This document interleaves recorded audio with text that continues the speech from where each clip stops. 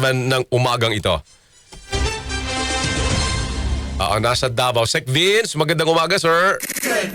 Magandang umaga, Ricky. Magandang umaga po. Opo. May latest assessment na ho tayo sa damage infrastructure, Sec Vince?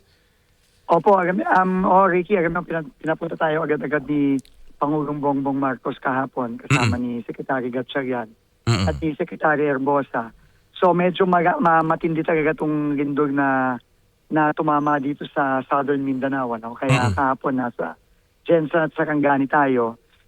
Medyo heavy ang damage sa mga kalye at tulay, pati na rin sa ibang mga struktura, no? Pati mga classrooms, pati na rin mga private buildings. So, ngayon ang priority po na natin is maayos yung mga kalye, no? Ma-clear natin at gawing possible as many roads and bridges na kaya natin ng mabilis, no?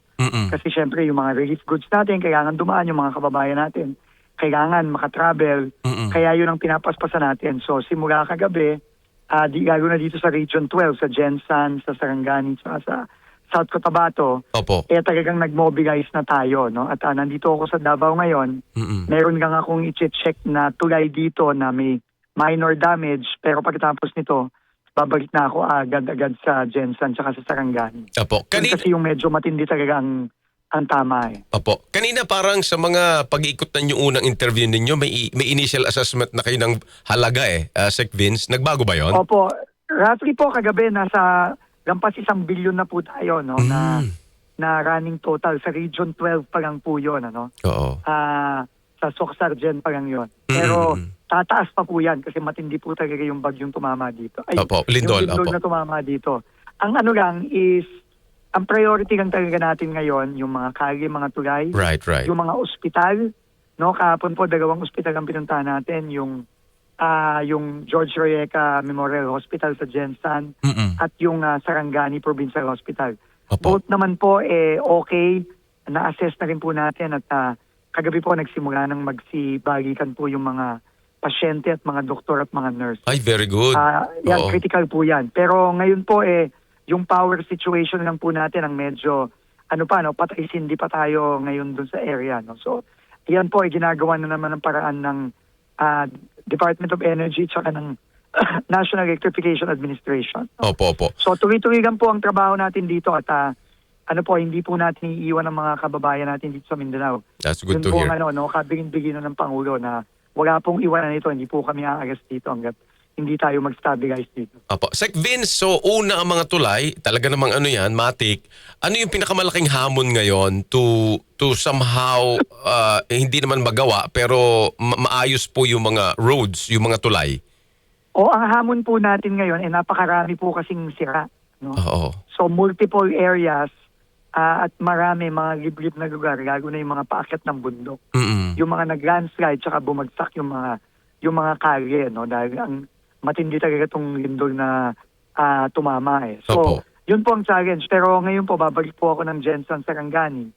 Lahat po imo-mobilize na natin, pati yung mga pribadong kontratista, imo-mobilize na natin. Dahil pinangako po ng ating Pangulo na talagang lahat ng pondong kailangan dito magiging available, no? Para mabilis yung pagbangon ng Southern Mindanao dito sa napakalakas na lindol.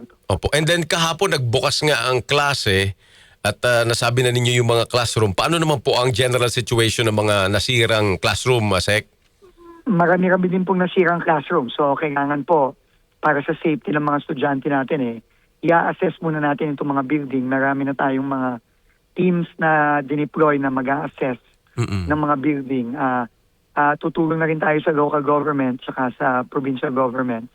Pati yung mga private buildings na tinamaan, kailangan i-assess din natin. No? Maraming tinamaan lalo na sa Jensen. Kahapon lang kasama ko si Mayor Lorelai Pacquiao at si Governor Pacquiao ng Sarangani. Kaya talagang kailangan tulong-tulong tayo dito. Opo.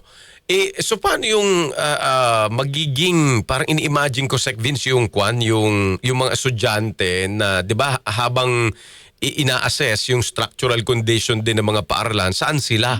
Yan ba'y ano? Mag-uusap po kami ni Secretary Sani Angara, palating din po siya.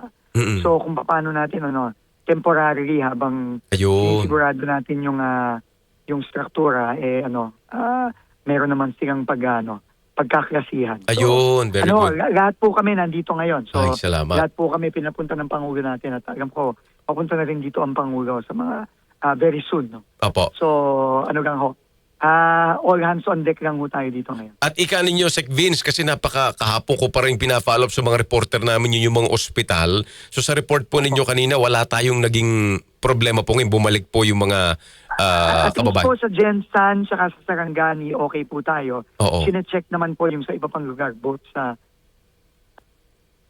Opo. 11 dito sa Davao area. Alright. Ako, sige. Kayo abalang-abala. Sec po. Vince, salamat po ha. Thank you. Maraming salamat po. Magbibigay na lang po kami ng regular Yes, sir, update. please. Apo, Mga apo. kababayan po natin dito sa Mindanao, hindi po namin kayo iiwan. Dito lang ho kami. Thank you, sir. At sama-sama po tayong magtulungan dito. Thank you, sir. Mabuhay ka, Sec Vince. Apo, Secretary Salamat Vince po. Dizon ng Department of Public Works and Highways.